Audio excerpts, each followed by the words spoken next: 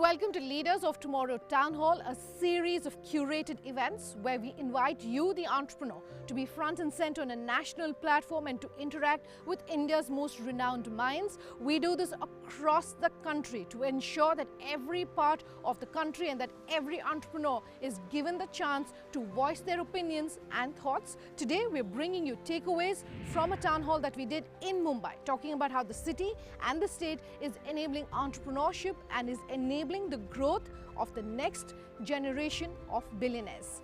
Let's listen in to some of the key highlights of that panel.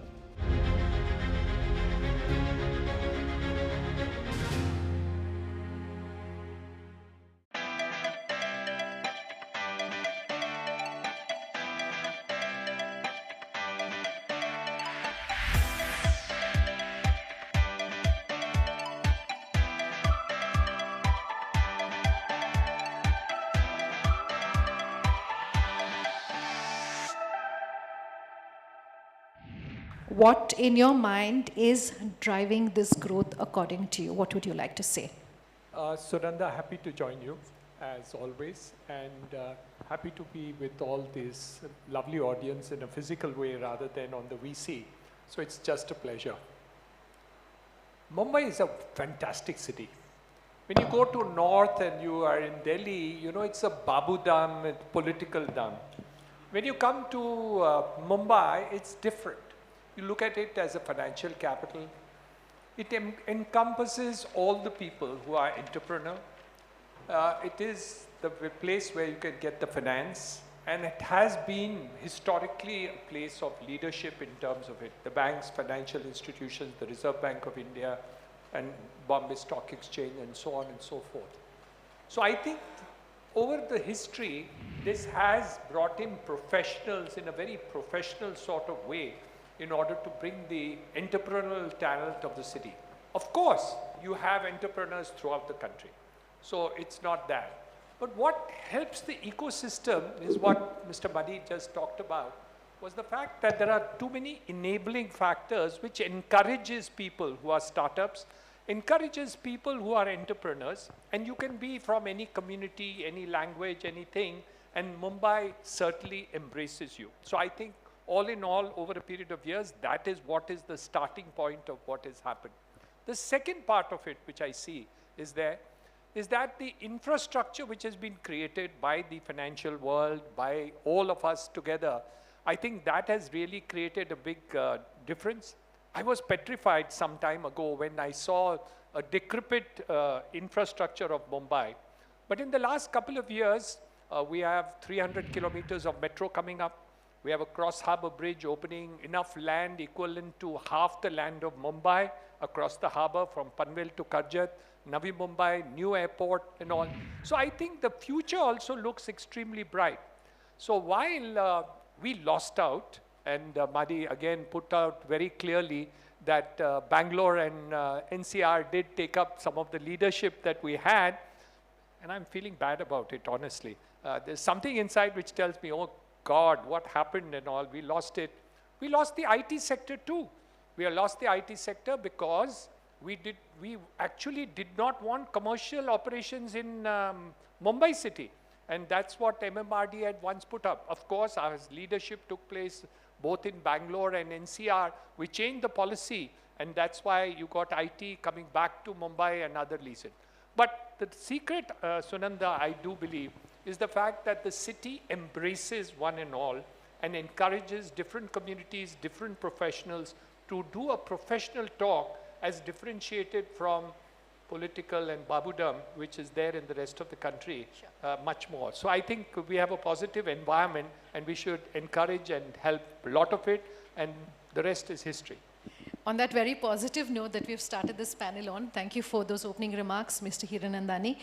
The other part of what we're discussing today is how Mumbai is creating and helping create this wealth. And as far as the financial capital tag is concerned, Mumbai has never lost that. So as far as wealth creation is concerned, by way of your opening remarks, what would you like to talk to our audience about?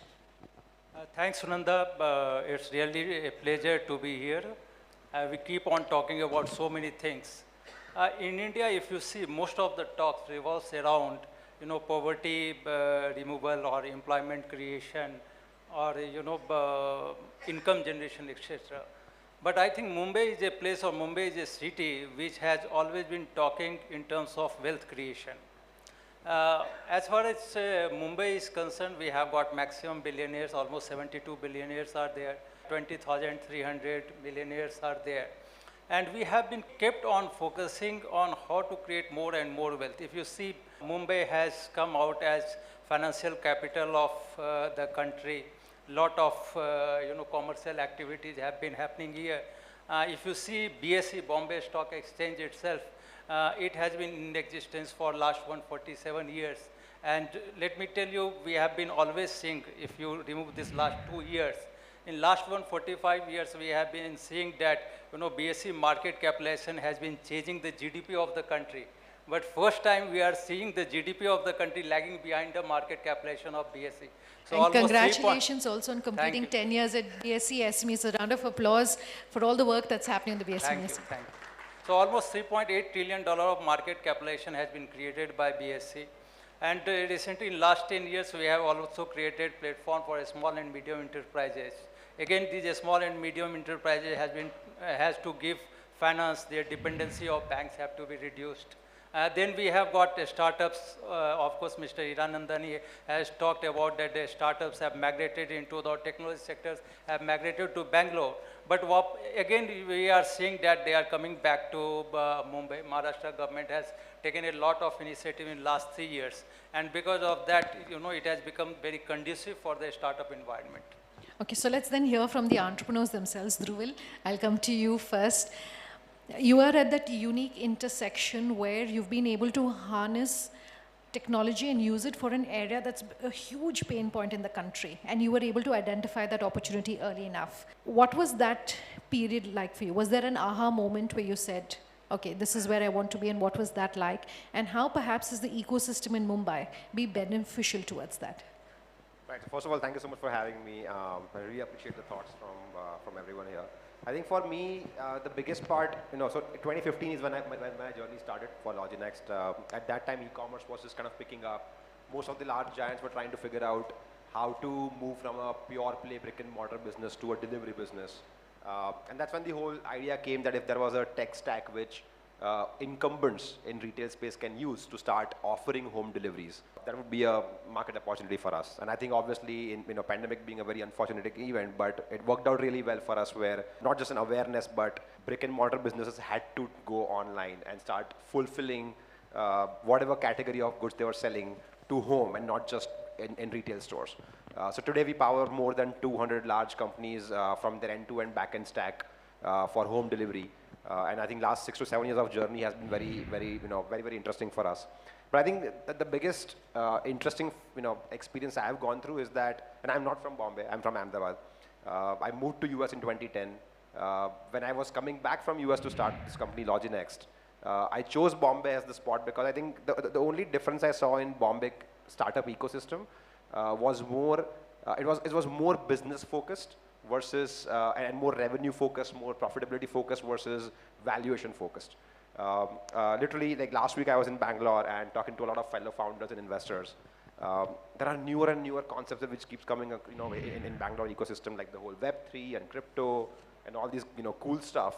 But one thing that I kind of sense that lacks outside Mumbai is that without any taking away any credit that, from the work that the other cities have done, I think the other cities are more about tech versus really creating customer value. And for me, that's what attracted me towards Bombay. My customers, most of them are from Bombay. My investors are mostly from Bombay. The conversations are very much focused about growth, revenue, profitability, customer value versus valuations. Not that the valuations are, should not be commanded. I think, Mumbai startups are also doing the same.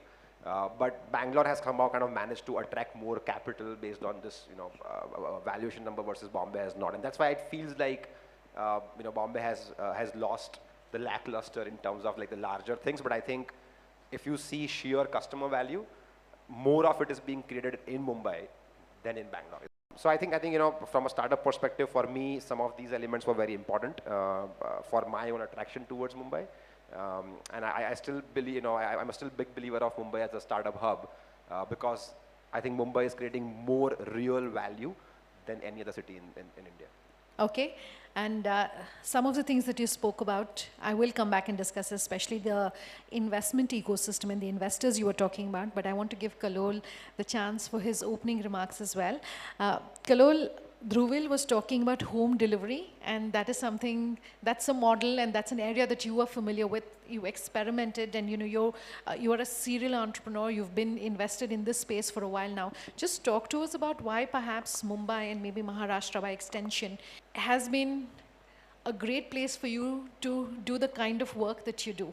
Like you, I am also not from Mumbai. I grew up in Calcutta. I think two things about the city which really stuck. Number one, even in our early days, generally I am a big believer in the phase, that the world moves on to an economically more efficient frontier all the time. And that's an irreversible process. And this city is a living manifestation of that. You look at time, you look at space, the way people economize on these things in this city is incredible. So even in the early days when we were putting up brick and mortar stores, people never call you for a meeting unless there is a transaction that is expected. Nobody just calls you to say hello. So I think people, this respect of time and of the other party is very unique. But as far as our business is concerned, I think largely for us, Bombay represents a microcosm of the world, so to speak, because we are now in about 11 countries. And here, consumer preferences in different pin codes are really that. It's a microcosm. So our entire business, almost the germ of it, which is delivery-based and digital brand building, and all of that owes a lot to the city because of the extremely high real estate prices. We were forced to think of other ways to build a brand.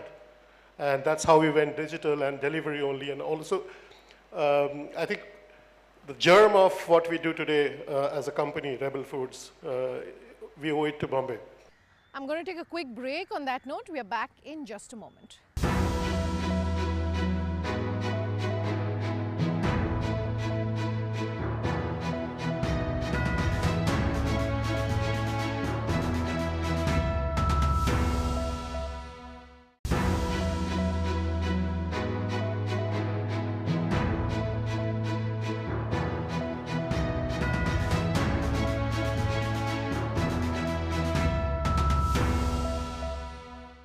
Welcome back. You're with us here on Leaders of Tomorrow Town Hall. Today, highlights from our panel discussion in Mumbai.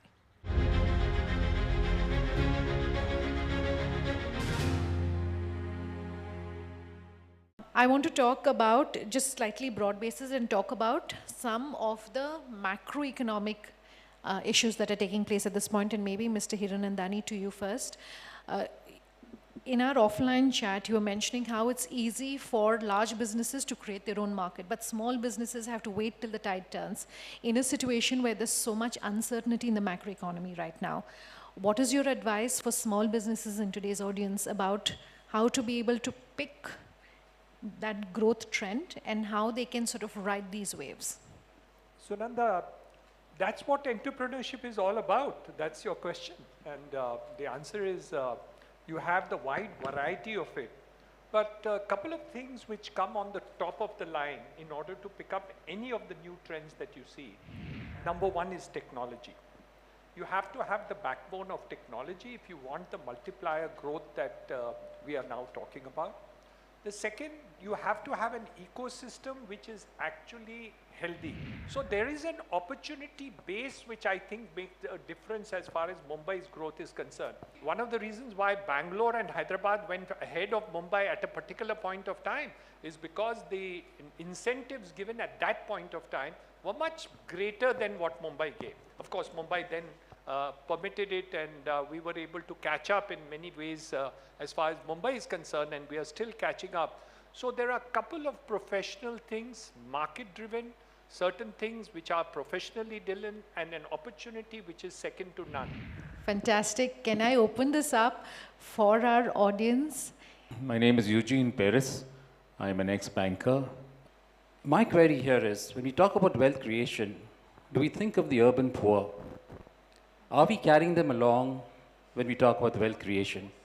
Because wealth creation cannot be looked in a vacuum. It has to be looked in a very holistic way, and especially in the city of Bombay, and what we've gone through in the recent past with COVID, coronavirus, the migrant workers, Yeah. Bombay being left behind. Very good point. Mr. Thakur, do you want to take this first? My view on this is that wealth creation is not exclusive. Wealth creation is always inclusive. Okay, you can't say that, okay, if I have to make someone rich, I should make the richer poorer. Okay, we have to carry everyone together. So what I was saying, and during my speech also, was that, you know, unless until we create wealth, for example, if Reliance got listed, it has created wealth of 19 lakh crore. Infosys got listed, it created wealth of 10 lakh crore. By creating that wealth, they have been able to create more and more employment.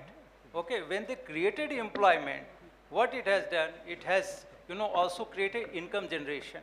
So all those things are interlinked. Even if you see the rural sector, you know, rural sector has also done well over the time.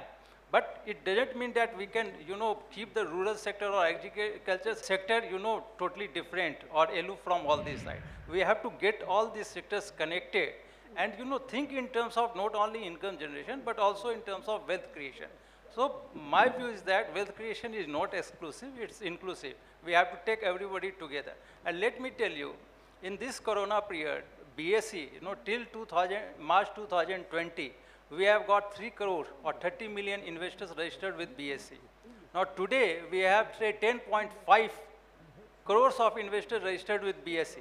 And I am quite sure that in another 3 years, it will cross the number of farmers that are existing in the country. So you will see that, you know, everybody will become the part of this wealth creation exercise. And it will be good for this country.